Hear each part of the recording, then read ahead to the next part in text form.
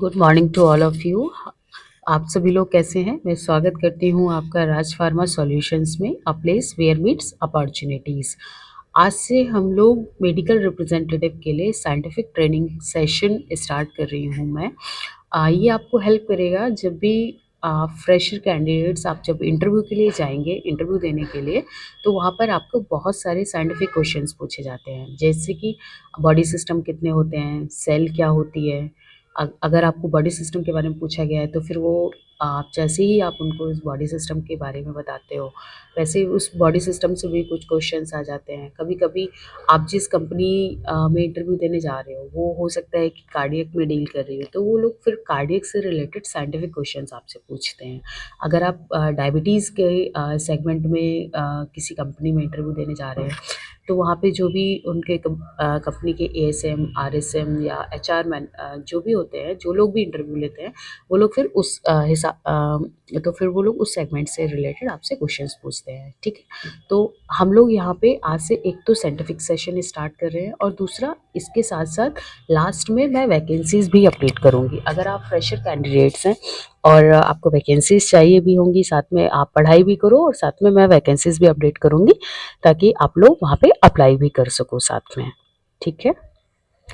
हम लोग स्टार्ट कर रहे हैं। मैं एकदम बेसिक से आपको पढ़ाना स्टार्ट करूँगी, और बेसिक से फिर धीरे-धीरे फिर मॉडरेट वे पे जाएँगे, फिर हम लोग अपर लेवल पे पढ़ेंगे जाके, ठीक है। तो मैं एकदम बेसिक से स्टार्ट कर रही हूँ आपका।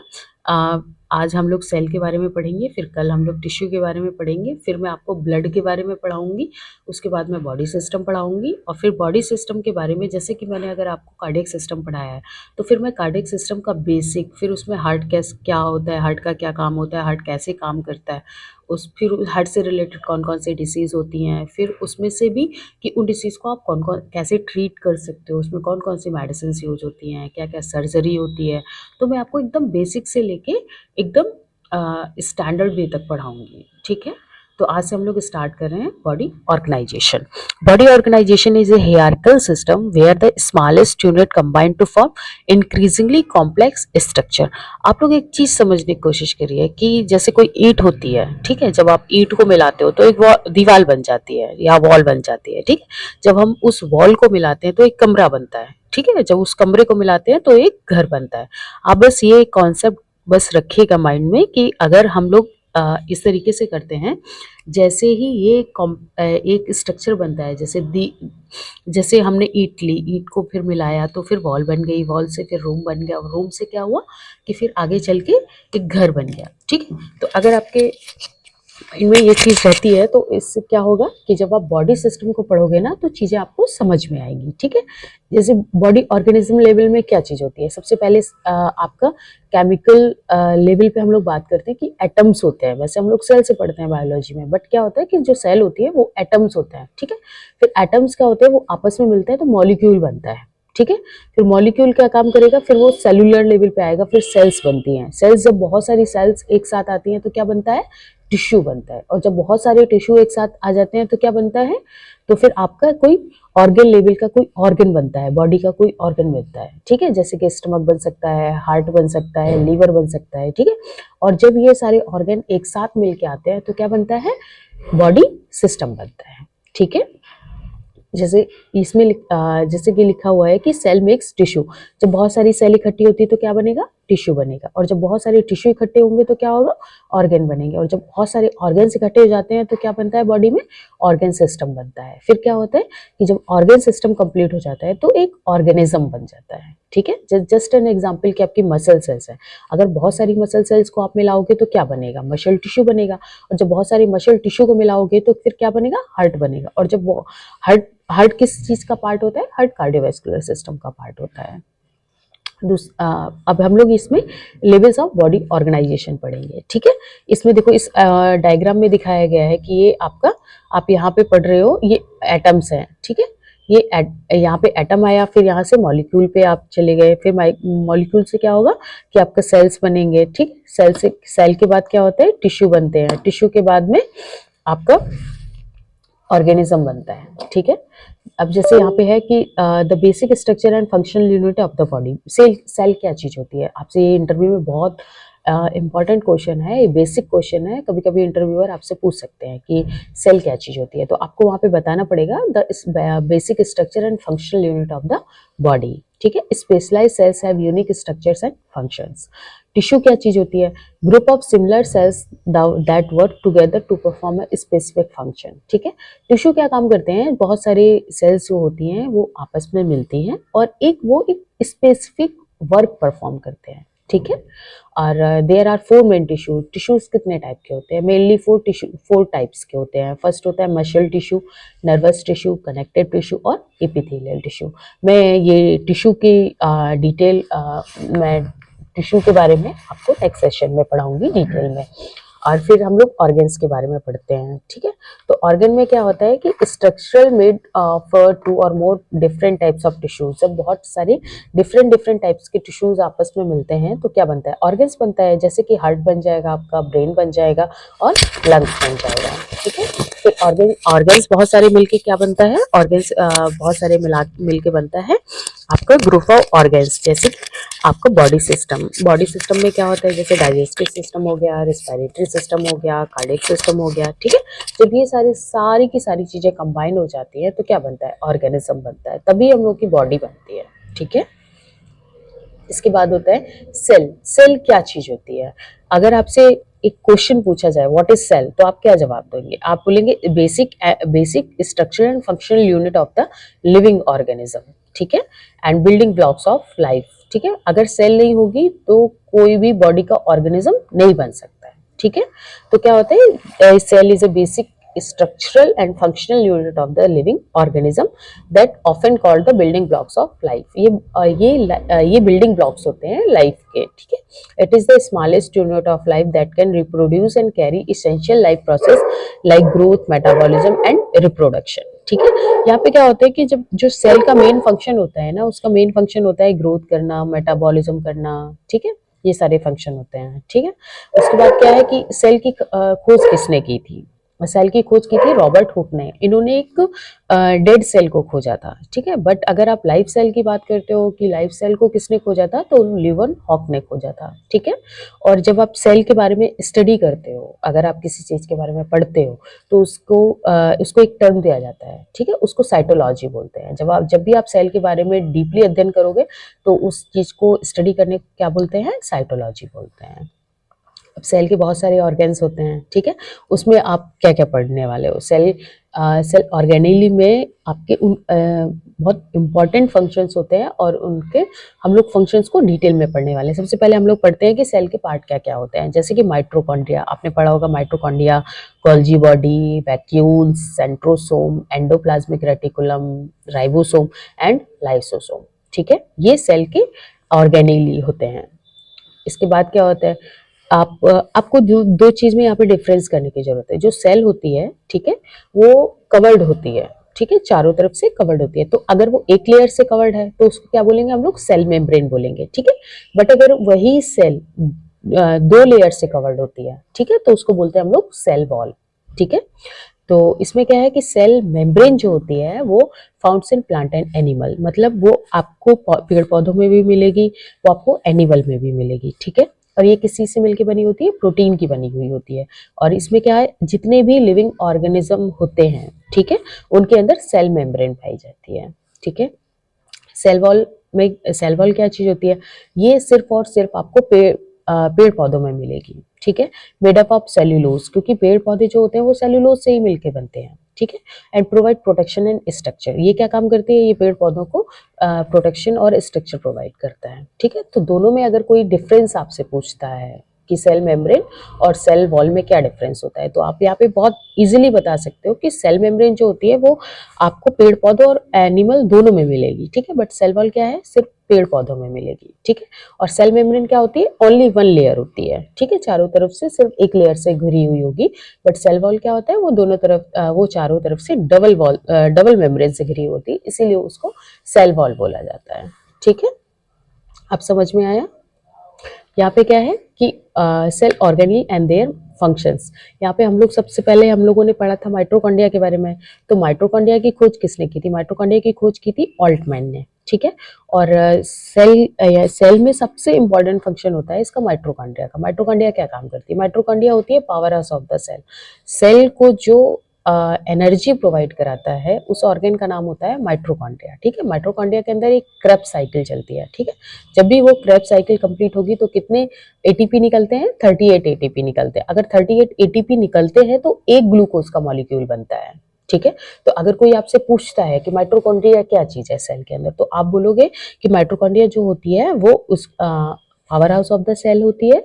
और अगर यहाँ पे एक क्रेब्स साइकिल रन करती है। अगर क्रेब्स साइकिल से 38 एटीपी बनते हैं और वही 38 एटीपी मिलके एक ग्लूकोज का निर्माण करते हैं, ठीक है।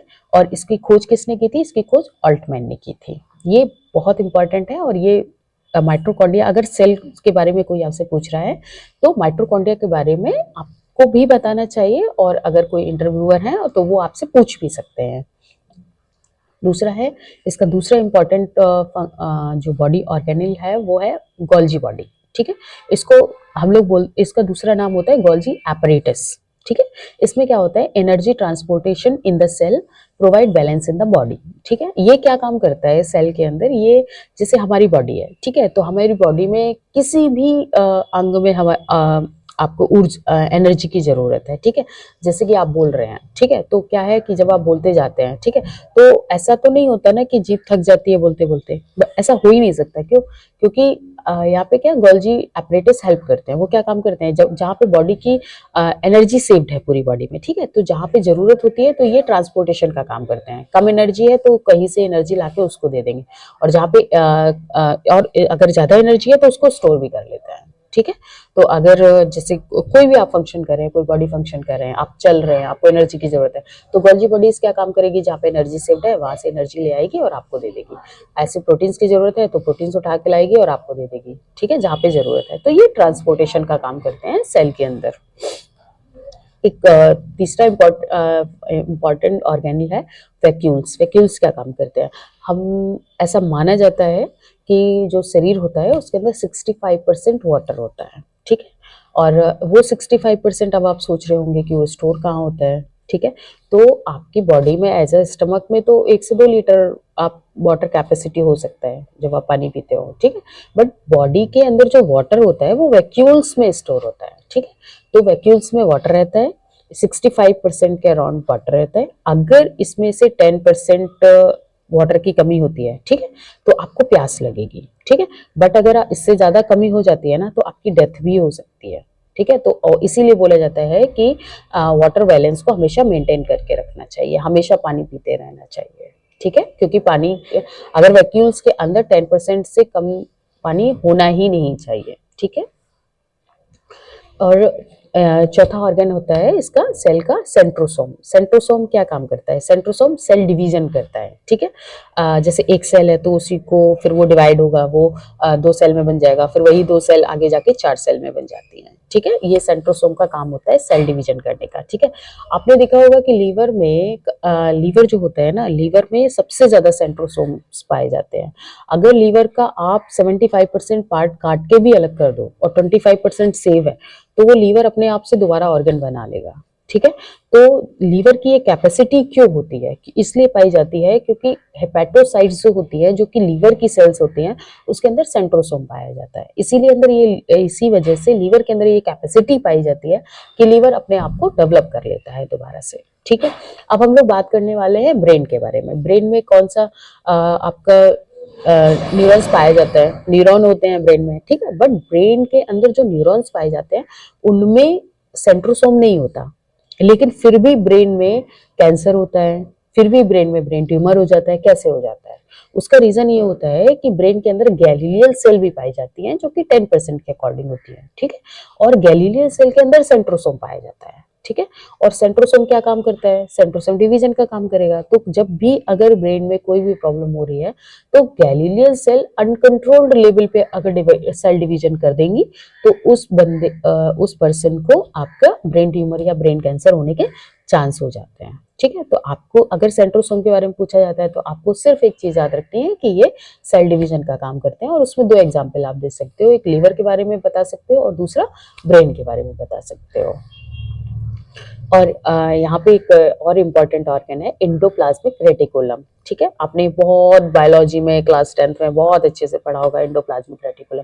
एंडोप्लाज्मिक रेटिकुलम कितने टाइम का होता है? एंडोप्लाज्मिक रेटिकुलम जो होता है ना वो स्ट्रक्चर प्रोवाइड कराता है सेल को। ठीक है, तो इसमें क्या होता है कि इससे इंटरनल स्ट्रक्चर सेल को प्रोवाइड करा दिया। अब बोलते हैं कि एंडोप्लाज्मिक रेटिकुलम दो टाइप का होता है। ठीक है, एक रफ होता है और एक स्मूथ होता है। ठीक है, जो ये स्मूथ वाला पार्ट है, ठीक है, ये क्या काम करेगा? ये फैट बनाने का काम करता है। ठीक है, और जो आपका रफ वाला पार्ट होता है, ठीक है, वो क्या काम करेगा? वो आपका प्रोवाइड कराने की कोशिश करता है आपको राइबोसोम्स। ठीक है, ये रफ वाला पार्ट जो होता है वो प्रोटीन बनाता है, बट एंडोप्लाज्मिक रेटिकुलम प्रोटीन नहीं बनाता है, बट उसके अंदर जो राइबोसोम्स पाए जाते हैं, राइबोसोम्स आपका प्रोटीन बनाते हैं। ठीक है, तो यहाँ पे ये चीज समझने वाली है कि ये जो पार्ट है प्लेन वाला, ठीक है, ये क्या काम करेगा? ये फैट बनाएगा। और ये वाला जो पार्ट है जो आप अभी देख रहे हो रफ वाला, इसके अंदर ये देखिए राइबोसोम्स है ना, ये जो राइबोसोम्स होते हैं ये प्रोटीन बनाने का काम करते हैं। ठीक है, तो इसीलिए बोला जाता है कि अगर प्रोटीन फैक्ट्री बॉडी में कहाँ पाई जाती है तो वो राइबोसोम्स के अंदर होती है। ठीक है, और इसकी खोज किसने की थी राइबोसोम की? पैलाडे नामक एक साइंटिस्ट थे, उन्होंने इसके बारे में खोजा था। तीसरा होता है nucleus. Nucleus is a very much important for sale. अगर आपने सेल के बारे में सब चीज पढ़ लिया फिर भी अपने न्यूक्लियस के बारे में नहीं पढ़ा तो आपने सेल को नहीं पढ़ा। ठीक है, तो न्यूक्लियस क्या काम करता है? न्यूक्लियस कंट्रोलर होता है सेल का। वो पूरे जितने भी सेल के अदर ऑर्गन्स हैं उनको बोलेगा कि आप ये आप सबको कंट्रोलिंग देता है कि आपको डायरेक्शन देता है कि माइटोकॉन्ड्रिया को एनर्जी प्रोवाइड कराना है, एंडोप्लाज्मिक रेटिकुलम को आपका फैट भी बनाना है, प्रोटीन भी बनाना है, वैक्यूल्स को वाटर कंटेंट मेंटेन करके रखना है। तो ये सारे काम कौन देखता है? ये सारे के सारे काम देखता है न्यूक्लियस। ठीक है, उसके बाद इसकी खोज किसने की थी? इसकी खोज की थी रॉबर्ट ब्राउन ने। ठीक है, उसके बाद यहाँ पे ना 80% के अराउंड में लगभग प्रोटीन पाया जाता है, 10% आपका डीएनए होता है। ठीक है, तो जो टोटल क्रोमोसोम्स होता है वो 10% में आपका आ जाएगा डीएनए और आरएनए का मिला के। लाइसोसोम्स क्या चीज होती है? Lysosomes is very much important. ठीक है, लाइसोसोम को सुसाइडल बैग भी कहा जाता है। ठीक है, अगर सेल में कोई भी सेल का ऑर्गेनिली अगर प्रॉपर फंक्शन नहीं कर रहा है तो ये लाइसोसोम्स क्या काम करती है? इसमें एक हाइड्रोफिलिक एंजाइम छोड़ देती है खुद से। ठीक है, जैसे माइटोकॉन्ड्रिया ने एनर्जी बनाना अगर बंद कर दिया, ठीक है, तो ये क्या काम करेगी? ये माइटोकॉन्ड्रिया के अंदर एक हाइड्रोफिलिक एंजाइम छोड़ देगी जिससे माइटोकॉन्ड्रिया किल हो जाएगा और खत्म हो जाएगा वहां से। ठीक है, तो ये क्या काम करती है? जैसे कि कोई सेल की डेथ हो गई, ठीक है, तो ये अगर लाइसोसोम वहां पे प्रेजेंट है तो उस सेल को खत्म कर देगा ये। ठीक है, और वो सेल बॉडी के फंक्शन से बॉडी से रिमूव होते होते एक्सक्रीटरी सिस्टम के थ्रू बाहर चली जाएगी। ठीक है, उसके बाद क्या होता है कि आरबीसी दैट इज नॉट, ठीक है, आरबीसी नॉट फाउंड लाइसोसोम। ये आरबीसी कितने दिन तक जिंदा रहती है? आरबीसी जिंदा रहती है 120 दिन तक। ठीक है, और आरबीसी का बोलते हैं कि ब्लड बैंक कहाँ पे होता है? स्प्लीन में होता है। ठीक है, और आरबीसी के अंदर लाइसोसोम नहीं पाया जाता। लाइसोसोम इसलिए नहीं होता, नहीं तो अगर लाइसोसोम आरबीसी के अंदर पाया जाएगा तो आरबीसी की डेथ हो जाएगी। ठीक है, तो क्या होता है कि आरबीसी की डेथ ना हो इसलिए लाइसोसोम आरबीसी के अंदर नहीं होता, बट आरबीसी का लाइफ स्पैन जो होता है वो 120 डेज होता है और इसको ग्रेवयार्ड ऑफ द आरबीसी बोलते हैं। स्प्लीन जो होता है वो ग्रेवयार्ड ऑफ द आरबीसी होता है। जितनी भी आरबीसी होती है वो स्प्लीन में जाके डेड हो जाती है। इसके बाद मैंने वैकेंसीज के बारे में आपको बताया था। ठीक है, तो वैकेंसीज में हम लोग आज एक्सपीरियंस कैंडिडेट के लिए भी मैं वैकेंसीज बता रही हूँ और फ्रेशर कैंडिडेट के लिए भी बता रही हूँ। ठीक है, तो यहाँ पे है जेबी केमिकल्स के बारे में। ठीक है, तो जेबी केमिकल्स में भी वैकेंसी आई है कि युवा डिवीजन में 6 मंथ आपको एक्सपीरियंस कैंडिडेट होना चाहिए। और आप बी फार्मा या बीएससी कैंडिडेट हो सकते हैं, और मैंने कॉन्टैक्ट नंबर आपको दिया है, आप उनसे बात कर सकते हैं, ठीक है। बट फ्रेशर कैंडिडेट के लिए अभी जो वैकेंसी है वो आगरा के लिए है, सील्ड हेल्थ केयर करके, और मैंने यहाँ पर आपको नंबर उनका दिया है, तो आप उनसे बात कर सकते हैं। Thank you very much. अगर आपको किसी और वैकेंसीज के बारे में भी अपडेशन चाहिए तो आप मुझे मेरा इंस्टाग्राम पेज है राज फार्मा सॉल्यूशंस, आप वहाँ पे भी कमेंट कर सकते हो। यूट्यूब का चैनल है, आप यहाँ पे भी कमेंट करके लिख सकते हो अगर आपको किसी भी एरिया के लिए वैकेंसी चाहिए। ओके, अगर आपको कुछ भी और भी कोई टॉपिक समझना है तो आप मुझे कमेंट सेक्शन में लिखिए। Thank you very much.